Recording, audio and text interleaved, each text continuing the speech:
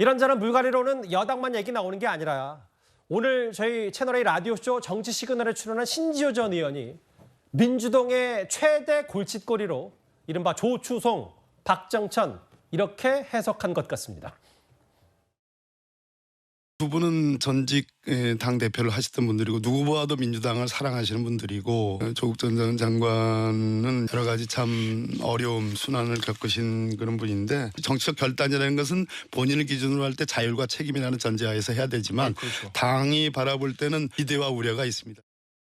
국민의힘은요, 영남 다선 의원들을 공천 때 어떻게 이제 처리가 되는가, 이게 최대의 변수가 될 것이고요. 예. 민주당은 이른바 네. 조추송, 예. 조국, 추미애, 송영길 출마 여부, 또 다른 교란 요인이 있습니다. 그게 이제 박정천인데요. 호남 올드보이들, 박지원, 정동영, 천정배, 이 세 사람이 지금, 호남에서 네. 공천을 받느냐 못 받느냐, 거기에 대한 국민들의 유권자들의 평가가 어찌 되는가, 이게 굉장히 또 중요할 것 같습니다.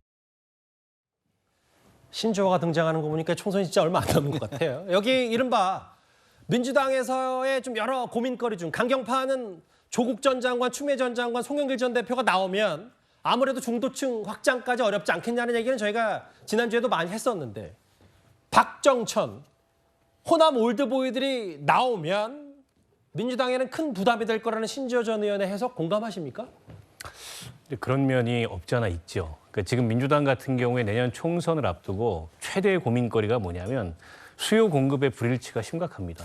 하고자 하는 사람은 많은데 자리가 별로 없어요. 지난 총선에 많이 이기다 보니까 아하. 전통적 험지 빼놓고는 다 민주당 의원입니다. 근데 현역 의원들도 그중에 이제 다선 중진들 같은 경우에 기득권이 많잖아요. 교체를 해야 되는데 거기에 이제 친명 비명 막 이렇게 복잡한 이해관계나 복잡한 당내 구도가 끼어 있는데 이 지금 박지원, 정동영, 천정배 뭐 아주 익숙한 분들이기도 하고 또 정치 경험이 많은 어떻게 보면 민주당의 원로급들인데 이분들마저 다시 돌아와 가지고 민주당의 그야말로 안방이라고 할 수 있는 호남에 출마를 하겠다. 민주당으로서 당연히 고민스러울 수밖에 없는 어떻게 보면은 민주당의 영남 기득권이 문제이듯이 국민의힘의 영남 기득권이 문제이듯이 민주당의 호남 기득권이 문제인데 과감한 물갈이를 해야 되는데 거기에 올드보이들이 귀환한다 이러면 머리가 아플 수밖에 없고요. 조국, 추미애, 송영길 이분들은 이제 논란이 많은 분들이잖아요.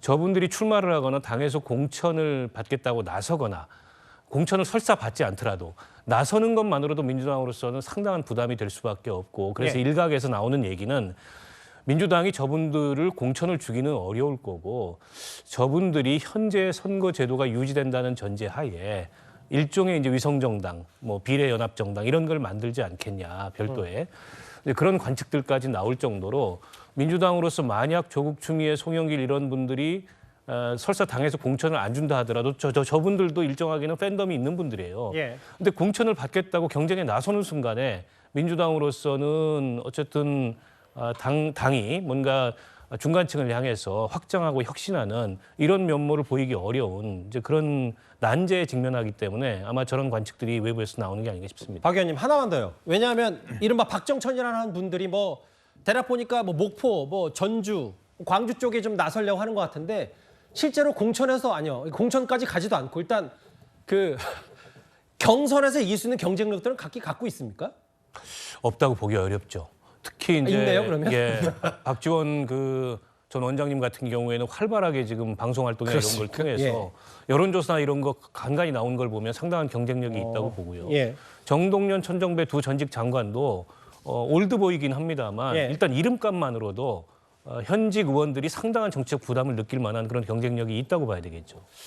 사실 이런 호남 올드보이들 혹은 강경파의 지지를 많이 받고 있는 윤석열 대통령과 대척점에 있는 인물들 이런 인물들이 민주당의 여러 총선 전략에도 고민거리긴 한데 다음 화면 볼게요.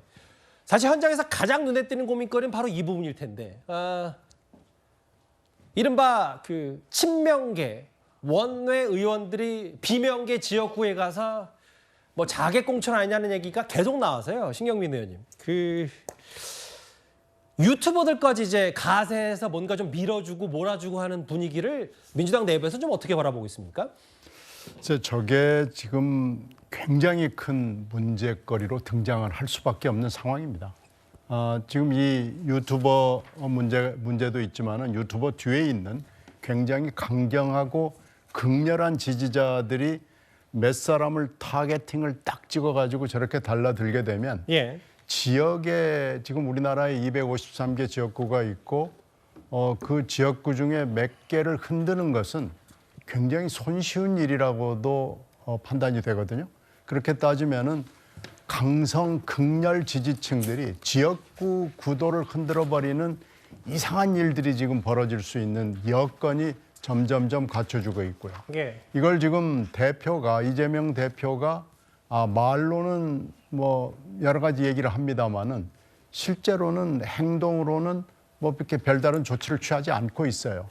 이러니까 더 이 극렬한 지지층들이 더 힘을 받아가지고 난리를 치는 형국이 되고 있어서 이것을 두고 봐서는 안 된다라고 얘기하는 게 지난번에 원내대표단 만났을 때 홍영표 전 원내대표가 한 얘기입니다. 거의 뭐 말씀으로 네. 죄송합니다만 뭐 테러 수준 혹은 네, 개딸들의 저런 말과 행동이 그렇죠. 문제가 있다 이렇게 했죠. 말로만 해서는 안 되고 뭔가 하여튼 보여줘야 된다. 행동으로 보여줘야 된다라고 얘기를 했는데요. 특히 이원욱 의원 지역구에 가서 붙여놓은 걸 보면은 명예훼손을 넘어서서 살해 협박까지 하고 있으니까 이건 사실은 실정법, 이건 형법으로 다뤄야 될 사안이거든요. 이건 민사법적 차원을 지금 벗어나고 있는 상황인데도 대표가 말로만 그래서는 안 된다. 뭐 우리가 작은 차이를 극복하고 어쩌고저쩌고 좀 얘기를 하고 있는 거거든요. 예. 이런 상황이기 때문에 매우 우려스러운 상황이 불언간에 일어날 수가 있지 않느냐라고 걱정을 하고 있고